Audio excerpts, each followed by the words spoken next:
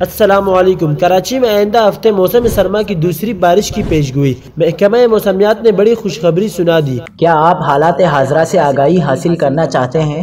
خبر کے پیچھے چھپے اصل حقائق جاننا چاہتے ہیں تو ابھی سبسکرائب کیجئے جلمل پاکستان کو اور ساتھ ہی گھنٹی کے نشان پر کلک کر دیں۔ آپ کو بتاتے چلے کہ کراچی میں 5 اور 6 جنوری کو موسم سرما کی دوسری بارش ہونے کا امکان ہے۔